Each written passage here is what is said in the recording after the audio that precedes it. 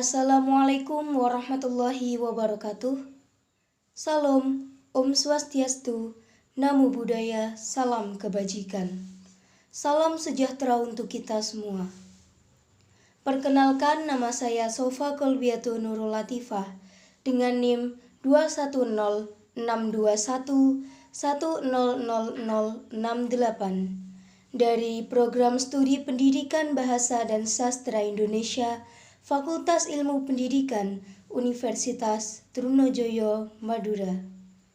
Baik, di sini saya akan menjelaskan mengenai wawasan kebangsaan yang telah dipaparkan oleh Bapak Dr. Haji Ahmad Basuki Babusalam, SHMH, dengan moderator Bapak Ahmad Sahlan. Apa yang dimaksud dengan wawasan kebangsaan?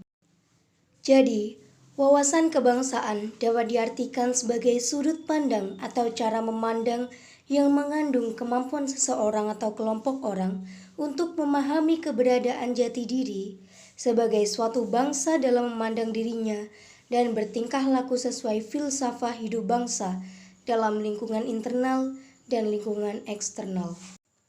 Selanjutnya, ada penjelasan mengenai wawasan kebangsaan. Jadi, wawasan kebangsaan di sini menentukan cara bangsa mendayagunakan kondisi geografis negara, sejarah, sosio-budaya, ekonomi, dan politik, serta pertahanan keamanan dalam mencapai cita-cita dan menjamin kepentingan nasional.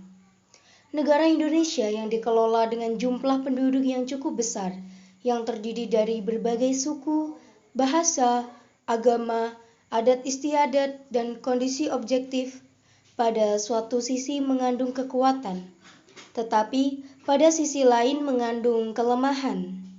Ia mengandung kekuatan bila perbedaan dari keanekaragaman dapat hidup bersama dalam suatu kesatuan yang harmonis. Sebaliknya, mengandung kelemahan bila perbedaan yang ada dalam keanekaragaman hidup dalam suasana penuh kecurigaan, pertentangan, dan saling menghancurkan antara satu dengan yang lainnya. Negara Indonesia juga merupakan negara yang kaya akan flora, fauna, dan kekayaan alam yang lainnya.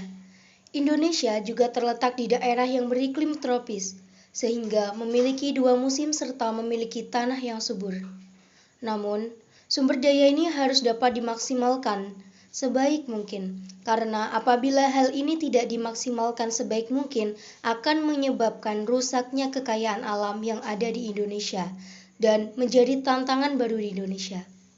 Dari sini dapat kita simpulkan betapa pentingnya mengetahui wawasan kebangsaan agar kita dapat mengelola perbedaan dan kekayaan alam yang ada di Indonesia sebagai gambaran bangsa Indonesia.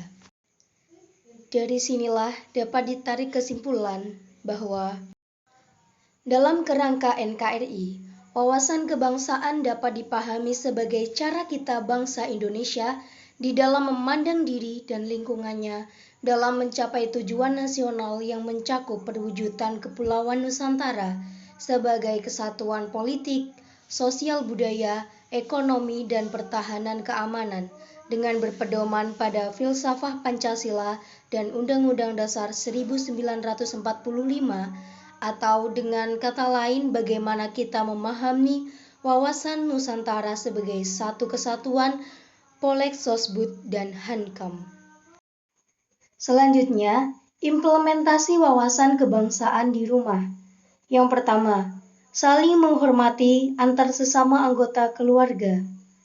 Yang kedua, saling menyayangi satu sama lain atau saling melindungi. Yang ketiga, saling membantu pekerjaan rumah. Yang keempat, saling menghormati dan memiliki sikap toleransi antar umat beragama. Yang kelima, saling menghargai pendapat yang ada, rukun dengan sesama, dan ikut bergabung dalam organisasi.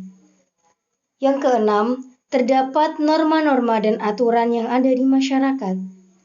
Dan yang terakhir, memiliki sikap adil dan tidak membeda-bedakan. Demikian dari saya, apabila terdapat banyak kesalahan, saya mohon maaf yang sebesar-besarnya. Wassalamualaikum warahmatullahi wabarakatuh.